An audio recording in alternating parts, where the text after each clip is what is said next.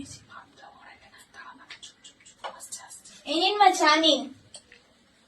দিদিভাইটা দিদিভাই নাও, চা নাও। খেয়ে বলো কেমন হয়েছে। ভালো হয়েছে। ভালো ভালো ভালো।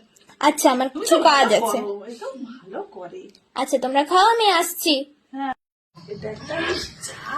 ছি, আমি না একটু ঘন ঘন চা খাই, খুব ঠান্ডা চা দিবে বৌদি এত বাজে চা বানায়, উফ, আমি তো খেতেই পারি না। একটা দুধ নেই, কিচ্ছু না, এটা একটা খাওয়া চা। যাচ্ছে না, খাওয়া যাচ্ছে না, শুধু খেতে হয়, কিচ্ছু কাজ করতে পারি না, কিচ্ছু কাজ করতে শুধু পারি না। আমি ঘন তোর বৌদিকে একবার দেখলি ড্যাং ড্যাং করে নাইটির উপরে হাউস কোট পরে বেরিয়ে চলে গেল। একটা ওড়না নিতে হয় সেটা জানে না। হাতে শুধু শাখা পড়েছে, পলাও নেই।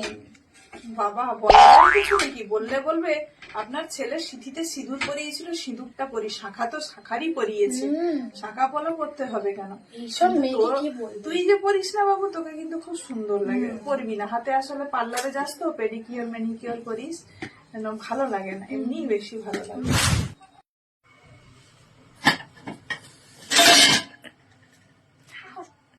কি হলো কি হলো কি হলো? দেখো তোমার বৌমা কি করছে। ভাত গড়াতে গেছিলে, লেগে গেছে তো। কিচ্ছু একটা পারে না, একটা ভাত কিচ্ছু গড়াতেও পারে না, রে, বলছি বুঝলি? তো। কিচ্ছু পারে না, একটা ভাত গড়াতেও পারে না একটা মেয়ে, কিচ্ছু করতে পারে না।